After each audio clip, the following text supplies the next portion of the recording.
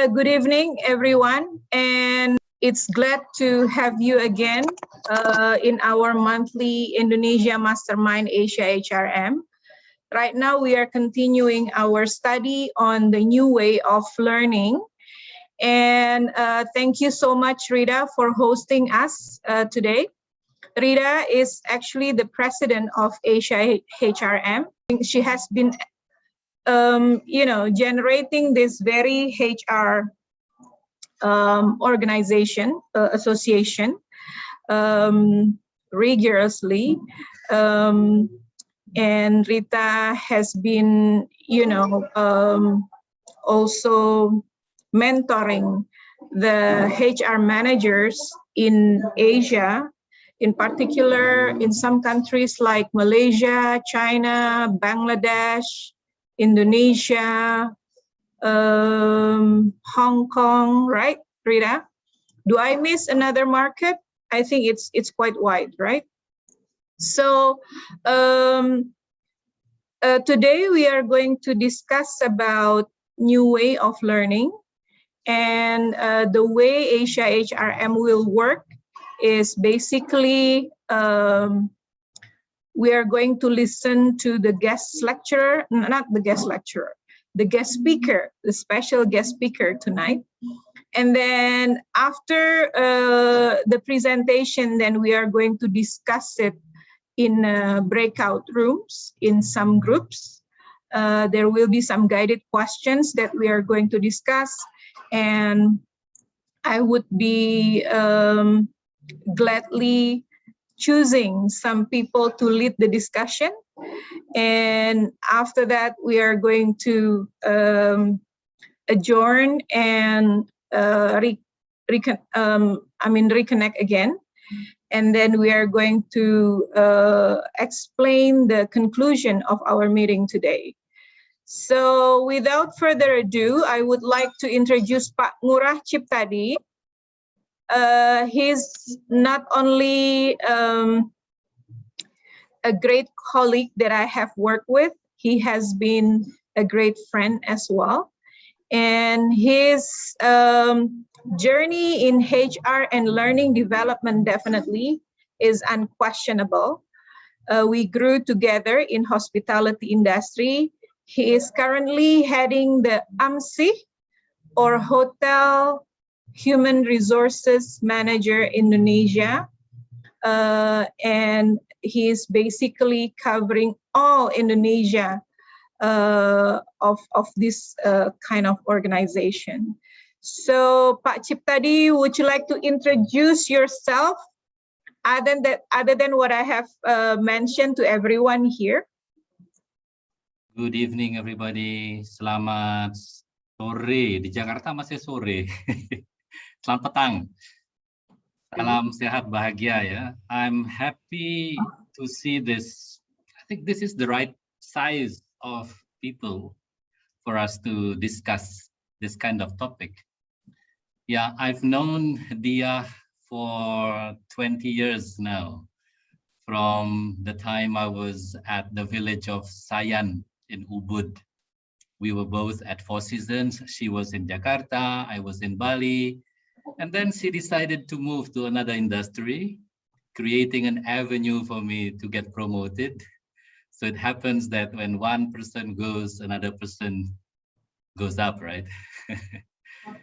So we have maintained our friendship for the past 20 years. And for the past 7 years, I've been with Raffles Jakarta, taking care of our colleagues at the hotel and residences.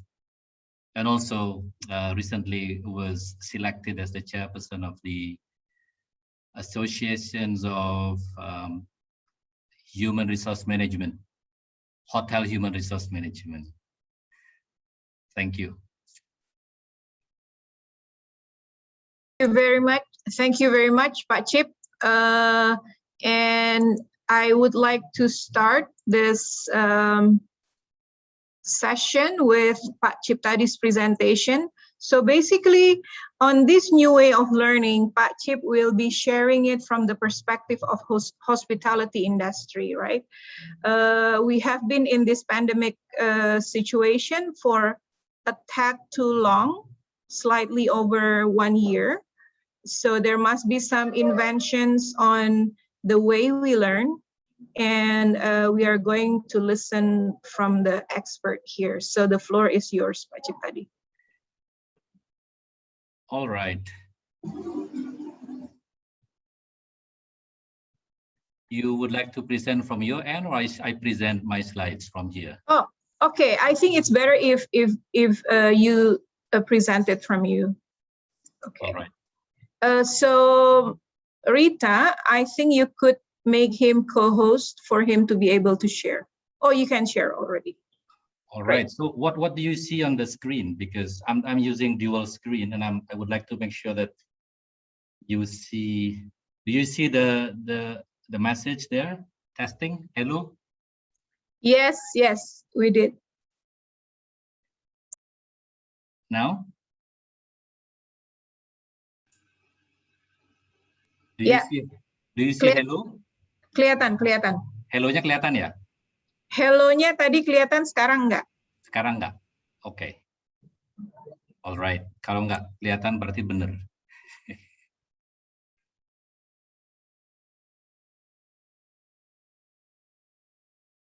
Notes-nya enggak kelihatan kan, Bu? Halo, Bu Dia. Enggak kelihatan, Pak.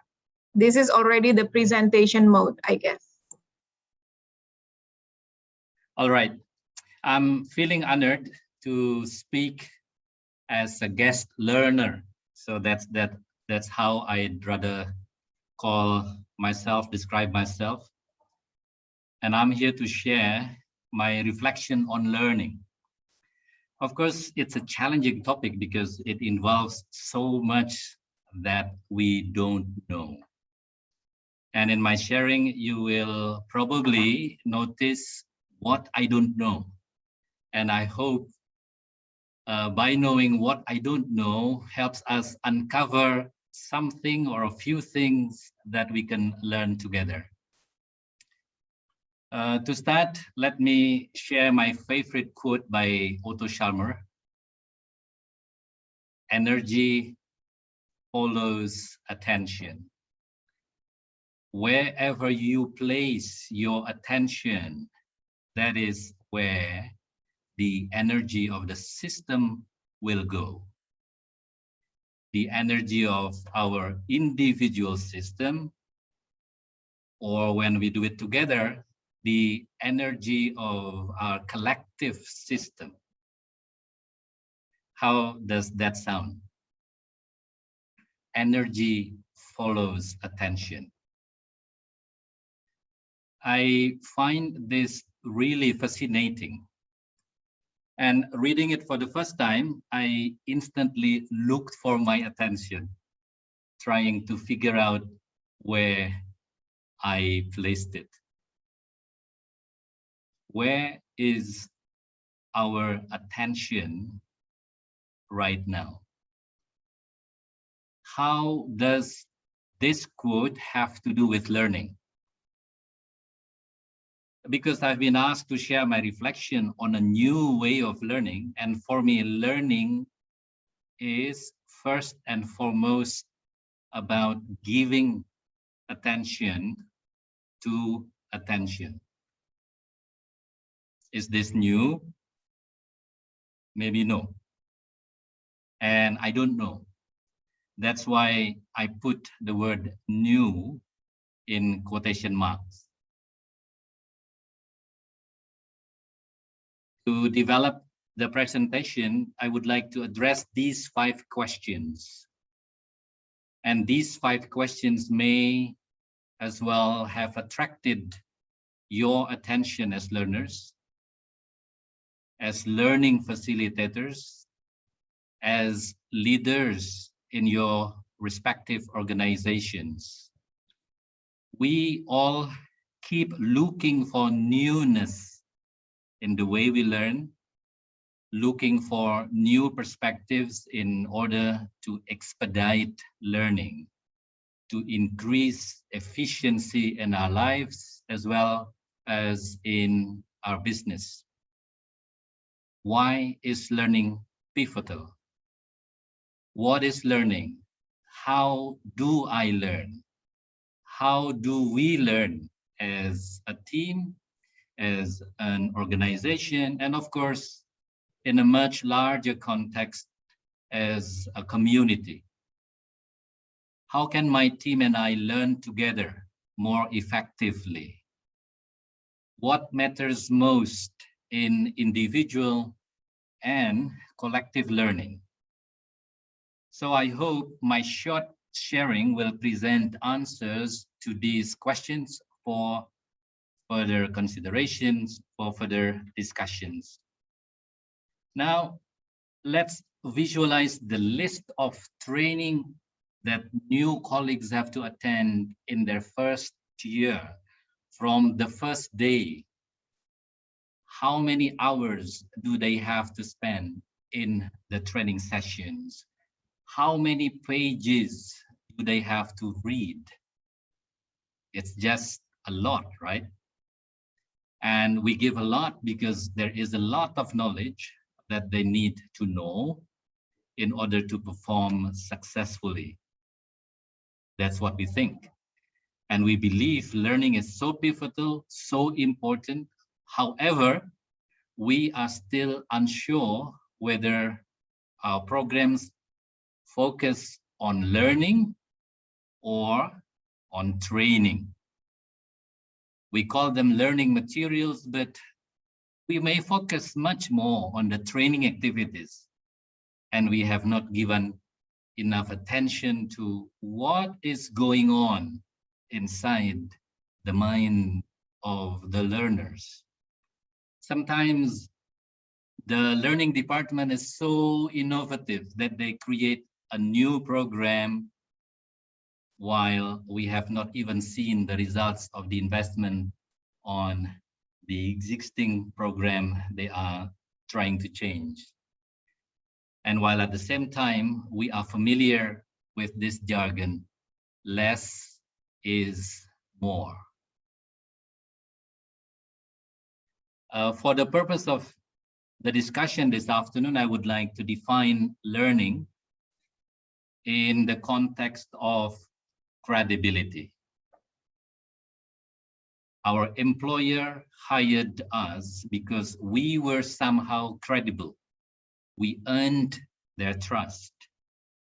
After examining our profiles, speaking with us at length in a series of interview conversations, reading our talent assessments, reading our references, our employer became confident that we had the character they looked for in a candidate, that we had the right intent, the right motivation, that we regarded our profession as a calling to serve others, that we were capable of performing what needed to be done, that we were capable of delivering the results, and that we were capable of transforming to become our better selves. Looking at the big volume of learning materials that our colleagues needed to learn, I tried to look for a framework that would help them structure and organize knowledge or information, a framework that summarizes what matters most. And I hoped that with the framework, they could clearly see the why factor of what they were required to know and what they needed to do.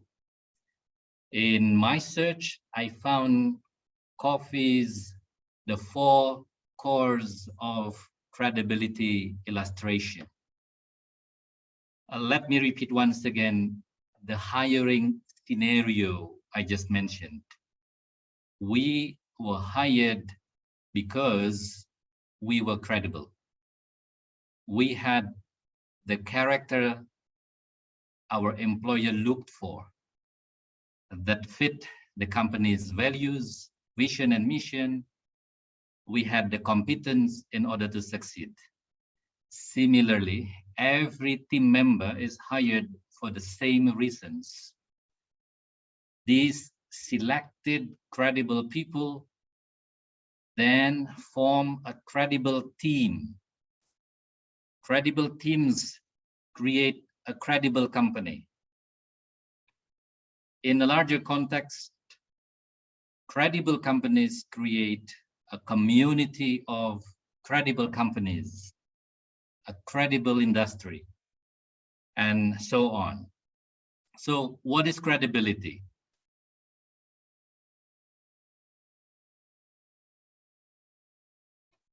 An attribute attained when somebody lives a set of values matching those of the organization, performs with full understanding of the guiding principles, shows genuine care for others, is capable of collaborating to perform excellently in all levels of business processes in order to achieve the desired business results. And what is learning? Learning is then a mental and relational process of discovering and strengthening one's character, acquiring knowledge and skills to achieve desired results. Effective learning leads to growth in individual and collective credibility. In other words, there is a clear link between learning and credibility. And seeing learning from this perspective, my leader and I, after 1 year of the opening of our hotel, came up with this talent acquisition and talent development tagline that you can see on our company LinkedIn page. Embark on a unique career experience, a joyful journey of self-discovery. People do not come just to work and earn money. They spend most of their waking hours away from their family and loved ones at the workplace, at the hotel. And they must get something meaningful for their lives beyond financial income, deeper than material gains. And what is that? There should be an environment that inspires them to go into the deep, the depth of their own selves, because it is in the depth that they can see their potentials to do more and achieve more. With the desired turnover of around 20%, I call it desired. So 20% is a healthy turnover for our hotel. Colleagues who leave should start their journey in another workplace with a new level of understanding of themselves. When they leave, they are not the same as they were when they joined, and they should be at a higher level of self-understanding. And self-discovery evolves around these questions, basic questions that we human beings ask. Who am I? Who will I be?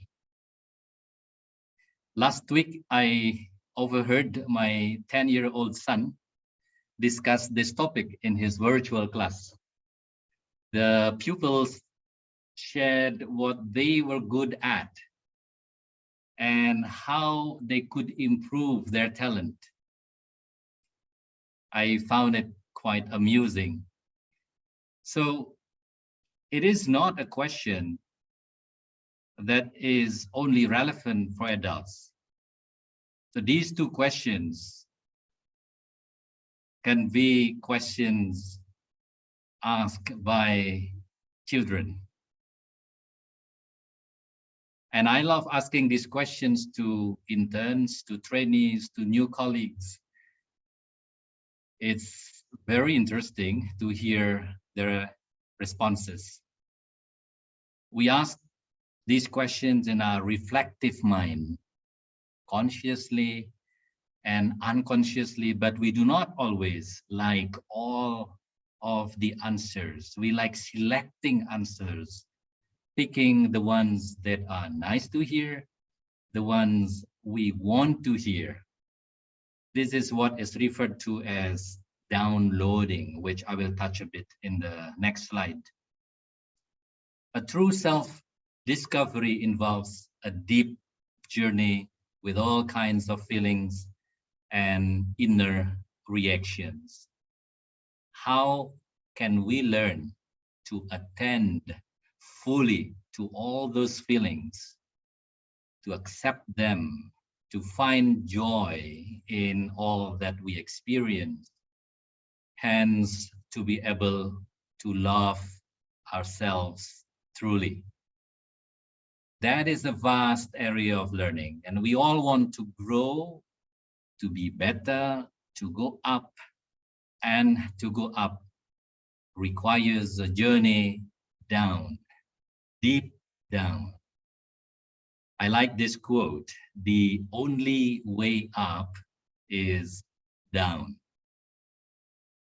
Obviously, we need to take an invisible course to shift to the unseen, to travel mentally into the less traveled path. Just like when observing a tree, we need to shift our observation to the parts below the surface, where a very important source of living is actually located. When observing a team member's performance, it's not enough to see what they do and say. It's very important for all leaders to shift to the inner source of the team members' decision making, to the processor, to invite them to be on a journey to get to know their attention and where they place their attention. In my search of a more effective way of learning as an individual, as a team, as an organization, I met a friend in a peer coaching conversation of a dinner 3.5 years ago, and he introduced Theory U to me, the social technology of presencing. If any of you in this forum is familiar with this approach, you could add to my shallow mentioning of the theory. If we truly attend to our inner source, we find a lot to learn to open our mind through the exercises of suspending judgment, premature judgment, especially on things we do not like to see or to hear, to move from just downloading what we love to know, what we love to listen, to factual listening to facts objectively as they are, without judging, and then to open our heart in order to connect emotionally with the stakeholders around us, and ultimately, of course, to open our will to act after overcoming all sorts of fear of being judged, fear of being wrong, fear of failing, fear of looking bad, and all kinds of fear. Knowing a little bit about this concept, this reminds me of the 3 types of force: Cipta, Rasa, Karsa, popularized by the father of modern education of Indonesia, Ki Hajar Dewantoro. He said, the purpose of education and, of course, lifelong learning is the development of Cipta, the learner's capability to think, to process information, to analyze, to solve issues, to create improvement. Rasa, the learner's ability to discern with reference to certain aesthetical values, common norms, established ethics, moral standards, to be aware of one's feelings and the feeling of others, to create strong relations. And Karsa, the learner's courage to act based on what they know to be good, what they know to be right, after going through their discernment exercises. Learning should essentially connect thinking, feeling, and will to act. This is where we see most of the challenges, reaching the will to act. This is the cause of gaps we see between what we expect and what we see around us. With so much information grabbing our attention, we lose so much energy. Look at the number of WhatsApp groups we are in. The WhatsApp group the team members are in. Look at the number of video games the team members love playing. How can we manage attention? Our attention, the attention of our team members, in order to use our energy and the energy of the team effectively. I repeat again, energy follows attention. So far, where is our attention right now? Are we feeling that our energy follows that attention?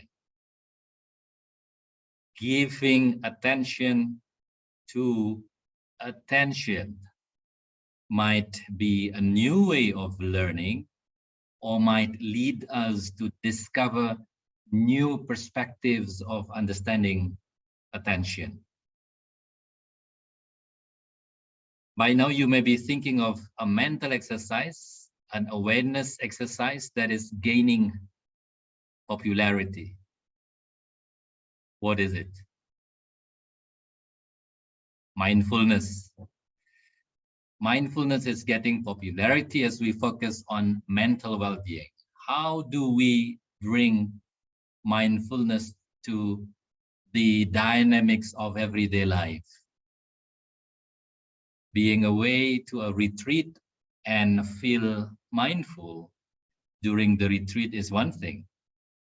But after that, when we are back to the realities of life, are we able to contemplate while we are in actions? Are we able to experience calmness, peace in chaotic moments of our job? Contemplation in actions is certainly not new. It's been practiced from ages ago. And I think it may yield great impact if we bring it from the sacred world of spiritual practices to the secular world of capital investment, of business. Now that learning is about attending to attention, what is leadership? Especially leadership that embraces the role to facilitate learning and growth in credibility. In summary, I see leadership as orchestration of attention to maximize learning by finding meanings in the day-to-day experiences. Leaders collectively at all levels must orchestrate the attention of team members to fill mindfulness exercises, if any, with what matters most. Are the values of the company truly spoken and, more importantly, modeled by the leaders in their behaviors? Are the vision and mission of the organization articulated and linked to the key performance indicators, to business goals? Are there regular practices of reflecting on and appreciating what go well in conducting business? What the leaders attend to, that's where the energy of the team will go. The energy of the organization will go. Thank you for your attention.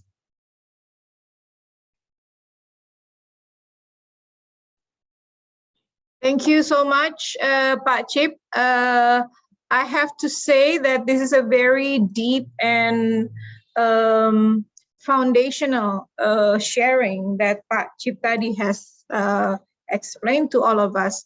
Because if I can summarize, it's really important to know our self-worth, first of all, and from that self-worth, we need to be understanding that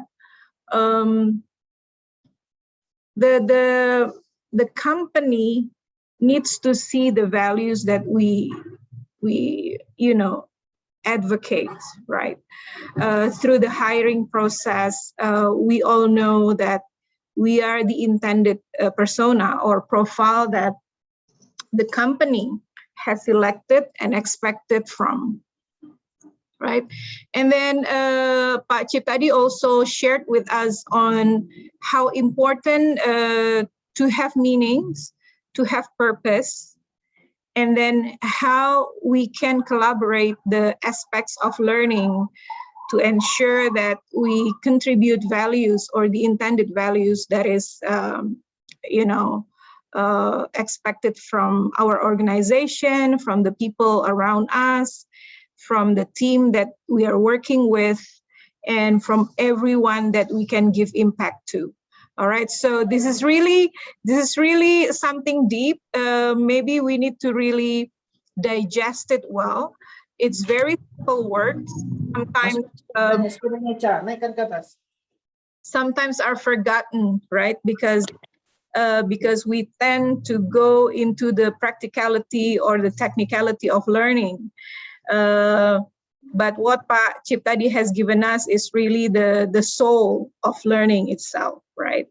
When we capture the soul, we may be able to be on top of whatever learning processes, whatever learning systems, whatever learning tools and avenues that we can explore together.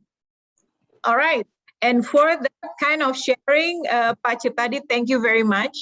My pleasure. The conclusion that I have shared with you is somewhat pas gitu ya, is suitable to what you have shared with us. All right. So do you? Right now, opening to you all. If you have any specific questions, to Pak Chip tadi, because dengar nggak apa kata? It's very useful information, right? And maybe some of you want to deepen the understanding of what has been shared with us. So feel free to ask questions to Pak Chip tadi.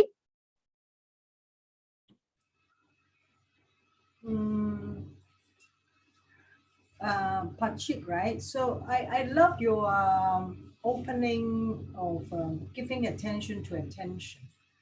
I think it's very important when we really want to learn. For me, I'm not a very good attention taker. I always lose my attention. That's why when you mentioned giving attention to attention, it's really you are speaking to me. And I can realize the importance of attention. If I'm able to give attention to a particular thing, I believe that we can learn very well because all the focus will be there, right? We will not be influenced by anything else because we just give attention to learning. So for me, it's important, and for me, it's something that I'm still learning to do, but it's very helpful, especially when it comes to learning. So thank you very much for that, giving attention to attention. Right. All right. I also spoke to myself. Yeah, by doing so, you're actually digesting all, and as if we are speaking to ourselves, we reminisce what we say, right? And then, is this true? Are we doing it? Do I do it myself? You know, do I reflect what I say? So there are so many reflective, moments going on here. So. I would like to share the floor with others. If you have any questions, Pak Sigit, Mbak Laksmi. Sigit has opened his camera. He's ready to talk. Oh, okay. No. Okay. Well, Yeah, Pak Sigit. actually, hearing the comment, hearing your presentation, I also felt embarrassed actually. Well, I think everyone is the same that we are losing attention in what we are doing. Then we look like that we are busy every day, but what are we doing actually? So we are busy about nothing, right?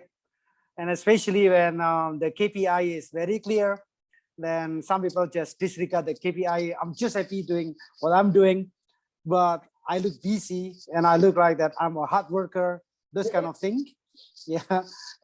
So it's great that this evening we talk about attention, really what is attention. And I'm speaking to myself about what is your focus. Yeah, because many times we lose focus because we are not clear about where we are heading, where are we going, and then we just do lots of things, but actually we are not heading to a certain destination. Then the attention is spread all over the world, and that's what makes ourselves tired. Later, if the discussion about leadership and learning is brought up, then I would love to jump in also. Thank you. Thank you. Thank you, Pak Sigit. Yeah, while this gentleman mentioning about focus, right? Maybe I would like to share a very short story with all of you. One day there was an interview of two tycoons in the States. One is the founder of Microsoft, Bill Gates, and the other is I think he's still the second wealthiest person in the world, the guy who is very good at investment. Okay, two of them are sitting there in an interview, and then the interviewer asked him, what will the number one success factor for both of you to become successful?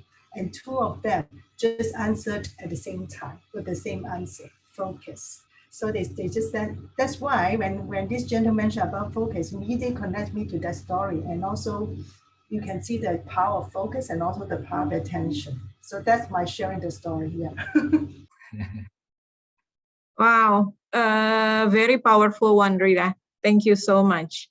I still allow others to share ideas, thoughts, or even questions. Yeah, we have Arif here. Mbak Laksmi, how are you? And then Ibu Geraldine, Mbak Cici, Mbak Nia, Mas Leo, Ariel, do you have any questions? Anything that you would like to share with us? Or just share your attention. That's true. That's true. Share. What is your attention? True. Yeah. And for your information, all the materials that we discussed tonight will be shared only to the participants who attend this. Yeah. And we would like you to invite to the next sessions of Mastermind Indonesia AsiaHRM, because we have some interesting, shares. We are going to talk about HRBP skills, and then we also have some HRBP certification program where Rita is also leading. And AsiaHRM is basically the place for us to share the knowledge of learning development, talent management, HR knowledge across Asia. And we have done a lot. And this is why we are here tonight. All right. So if you don't have any more questions, I would like to share more information about the new way of learning.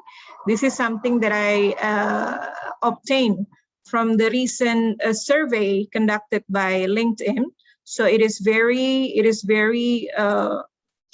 new, and it may be useful for all of us as a guidance on how we implement learning in our workplace, especially because we've been challenged with the current situation.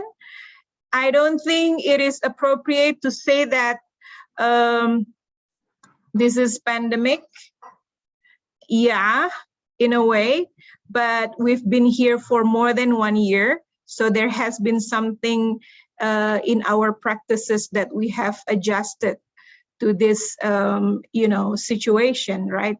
So rather than saying that we are in pandemic, we just embrace into the new life, right? We just go into the new journey where we need to be agile, where we need to stay vigilant, where we need to stay innovative, because we are the spearheads of motivators for our employees. Okay, Pak Ciptadi, if you don't mind stopping your sharing, I would like to share the other presentation. Okay, this is what I managed to obtain from LinkedIn, and I will be more than happy to share it with you guys. So basically, this is about the learning report, and it covers top 10 takeaways of the learning development in 2021, or at least what we need to focus. Again, I'm using the word focus in 2021. So the statistics said that learning and development is now the strategic driver or change maker among the tools that is used within the organization, because it functions as rebuilding and reshaping the organization, and that globally, the people who take surveys in this case agree that it is no longer a nice to have, but it is a need to have thing, and the takeaways number 2 showcase that the learning development experts, have definitely seats in the C-suites, right?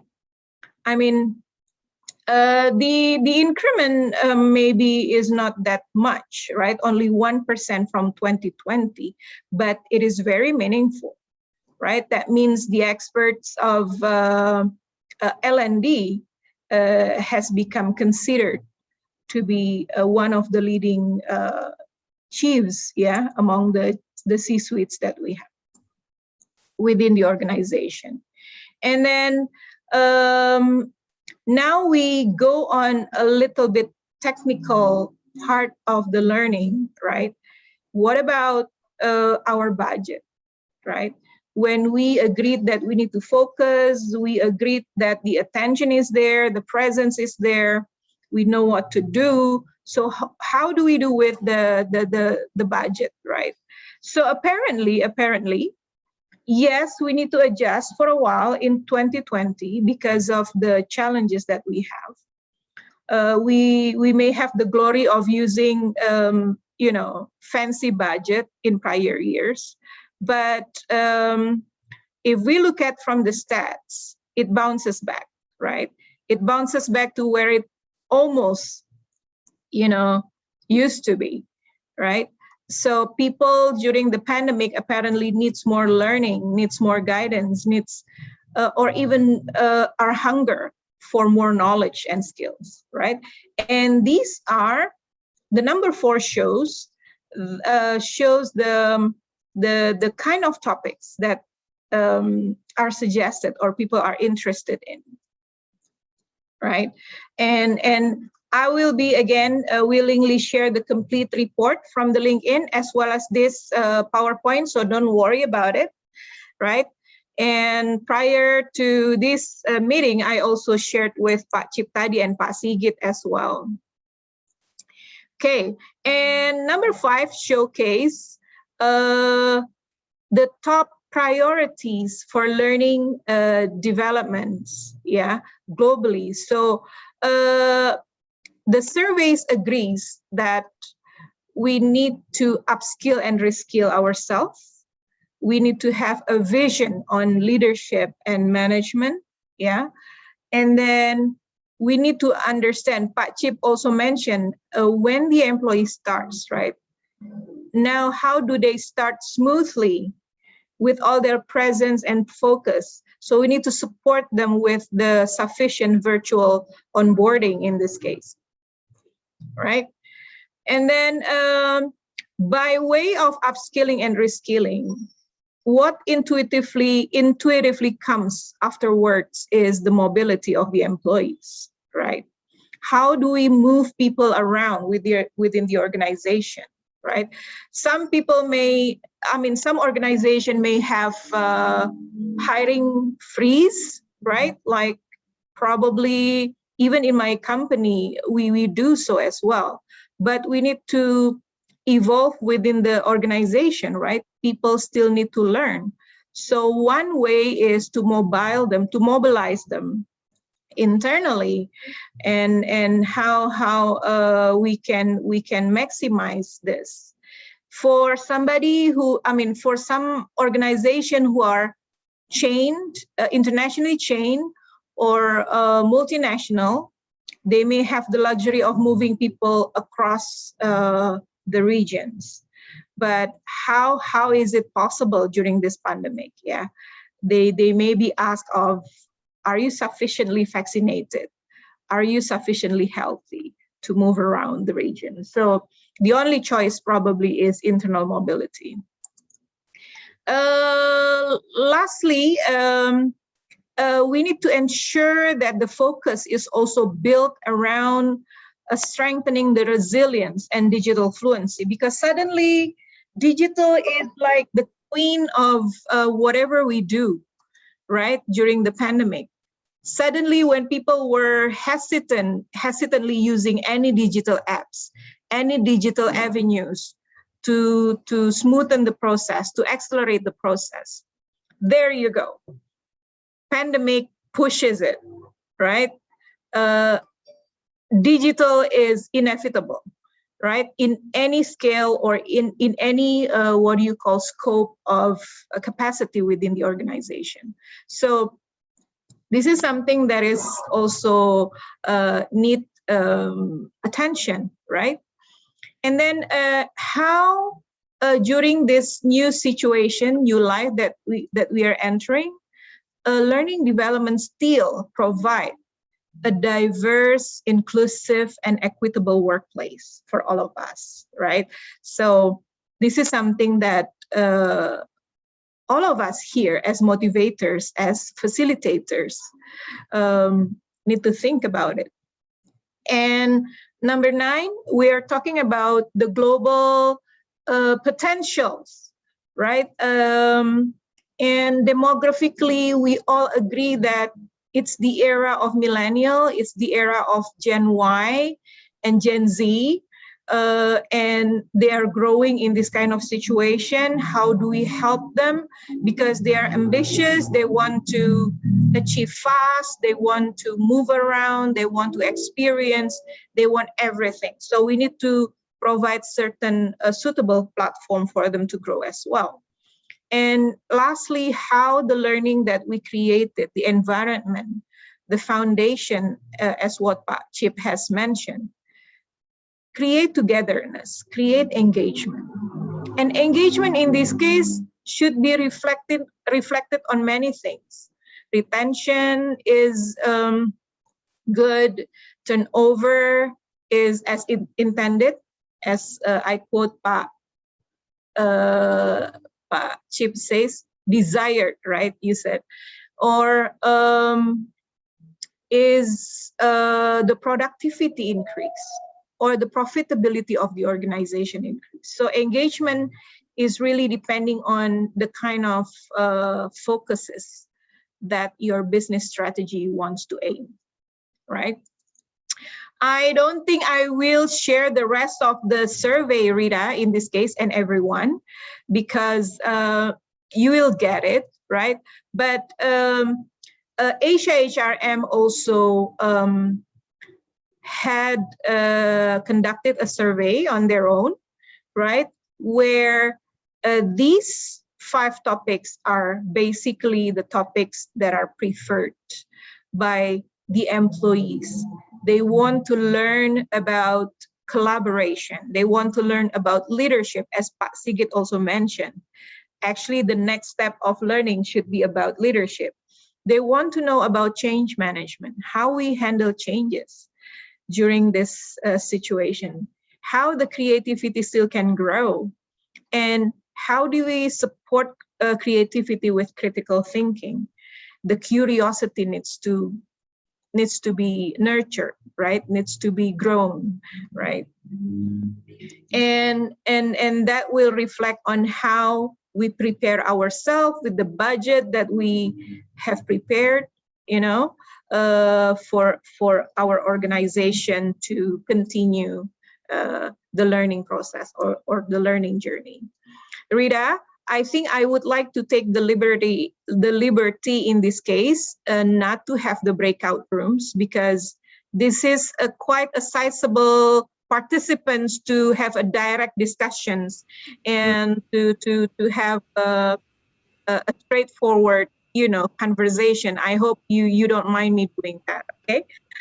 So again, having seen this stat from LinkedIn, I would like to share. I would like to share the floor again to all the participants to possibly pose ideas and questions, or even sharing best practices to us.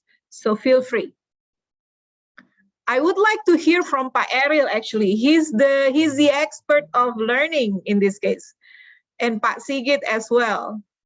And indeed, everyone is welcome to share. Ayo dong, Ril.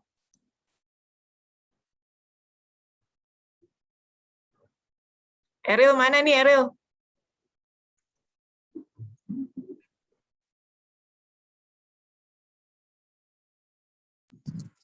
Sedang sholat mungkin, Mbak. Mungkin ini waktunya. Ini Mbak Cici, do you want to share something, Mbak? Iya.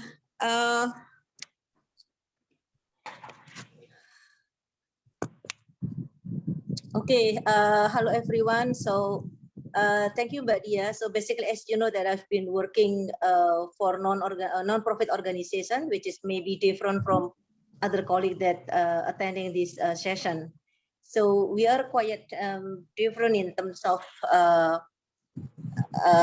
what learning. So basically, if we are talking about changing, we never stop facing the changes itself. So we are aim to prepare all the changes. Actually, in the non-profit organization, where all the, if you're talking about the budget and everything, it's the way we prepare the budget and everything is based on the donor. So it's quite different with the profit organization where you have all the strategy and also the determination to basically to set the goals in terms of the growth of the company growth and everything. But we are quite different. So we have to adapt with all what we have agreed with the donors. So it is quite critical if we are talking about learning, because in our organization, it is required to have a different kind of skill, and which is also quite challenging to basically to cross cutting the knowledge itself to the other, let's say the programs. So I used to work with the Conservation International. It is the conservation organization. We work to protect the nature, and also basically providing the support to the government in terms of how we manage the natural resources. So we have different skills for different kind of work.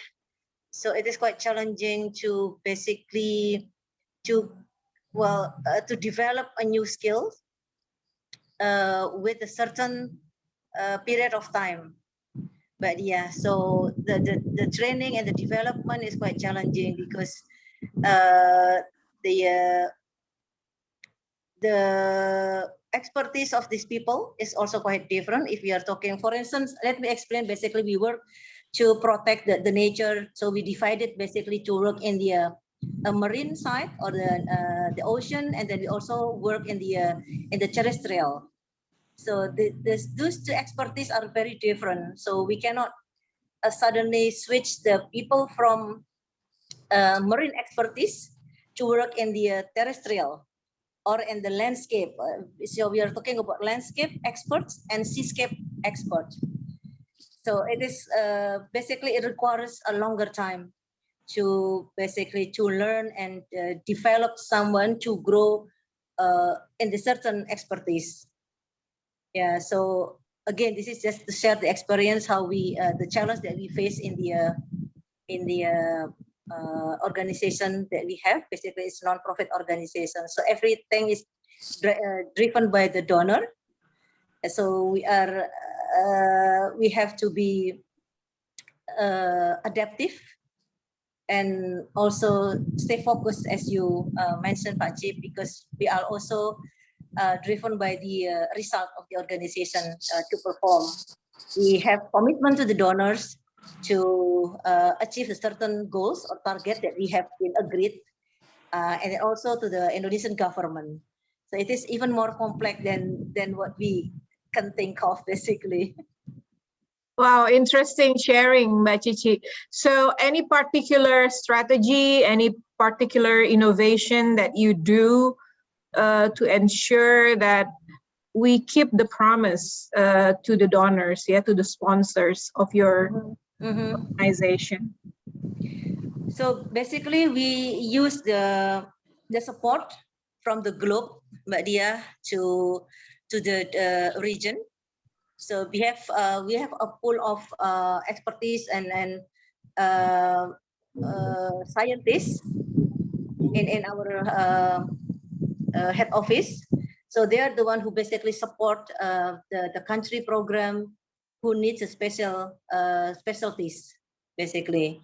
And we also invite our interns from different university who has interest.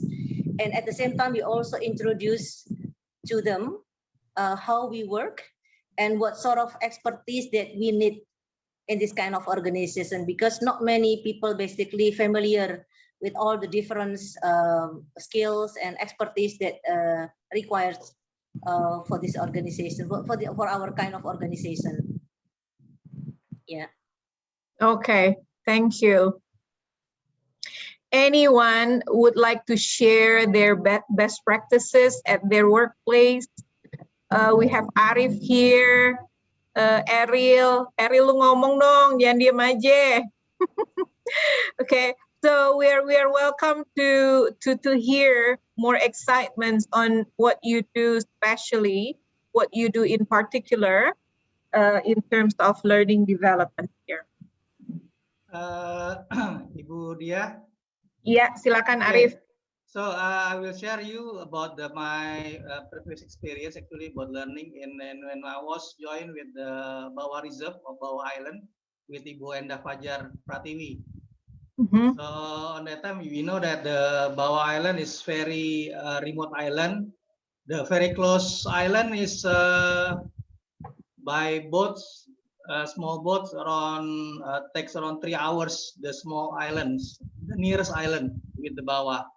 So we are a part in the Bawah Anambas Island, which is the area is have around 727 islands. Mostly all the islands is inhabited, only 7 big islands. And then I'm happy we joined with the Bawah Island because this is the first time I saw that how the people not only build about the thing about the business side, but also about the community and then about the sustainable environment. So this is the first experience for me because my background actually totally is about hotels. And then when I came to the island, I have to switch my mind first, 360-degree first to change because this is not about business. This is about when I talk with the people, with the owner. Actually, most of the owner is foreigner, and we are very shame. I mean that myself and Ibu Enda are very shame because this island is part of Indonesia, but these 10 foreigner people is very care about this island. If you know that the Bawah Island, just a background, is Bawah Island is part of the Anambas is have what we call it. Most of the people is a fisherman or farmer or civil staff, and then how they living. They part of, for example, for the fishermen, they using the bomb or the potassium to take in the fish. And actually, this is damage the island. When we came, actually the island is found in 2000. Let me remember, 2010 by 2010 by this foreigner. One of them is Pak Tim Arnold is from British, but he living in Singapore. And then he and some of his friends, mostly they are divers, is about the what we call it. Their careers, and then they are very stressed about why they damage the islands. What is about things about how the living, and then they have the project actually. They have they have the things how we protect the island, and then after 5 years they have the what do you call it, like contract agreement with the Indonesian government to taking care of the islands, to develop the islands, basically to rebuild back the environment, especially the nature environment, almost 90%. Because when we saw from the total island around 350 hectares, including the Bawah, because it's a 6 island, mostly 70% is damaged, especially the ocean. Yeah, the coral reef, the fish, everything. And then in 2015 we start the project. From the island, we just only using only 1% of the island for the resort, and then the rest we taking care. We have a responsibility to rebuild again, to rebuild again the nature. And then we divided into three areas actually, Ibu Dia. We have land islands, so we taking care for the forest, everything, and then we taking care about the ocean, especially the coral reef, because the coral reef actually the most important part for the fish livings. And then the other one is about the the airs. So the first one, we around 125 people, including myself and then the general manager. So how we build the island? So we have to switch first our mindset, Ibu Dia. So from the 125 people, staff, yeah, including the GM, 60% is local people. And then we giving like the very basic, actually very basic about the how we protect the island. For example, we cannot taken the coral reef, everything. And then this is the best practice after 2 years, and then they they spread the experience to the local community, actually, to the local island around the Bawah Island. Okay. So if I can conclude, your learning is suited to sustaining the environment and growing the mindset of the inhabitants there. So not only the employees, but how you can give impact to the people who live in the islands. Yeah. All right. Wow. Correct. And then correct. And then 1 year after that, we built the Bawah Island Foundation. Okay. So this foundation actually is the organization separate with Bawah Island, but we support the local community, the government, and also the island. Right. I think the two takeaways that I got from our discussion is really unique, right? One, we heard Mbak Cici's experience about how nonprofit organization, continue their learning strategy, and also Arif that represents not only a resort but also an island, right? An island that we Indonesian hardly knows, right? And it's a matter of fact, what was only invented on 2010, right? And I have to open the map. Where is actually Anambas? Where is actually Pulau Bawah? I actually only knew it when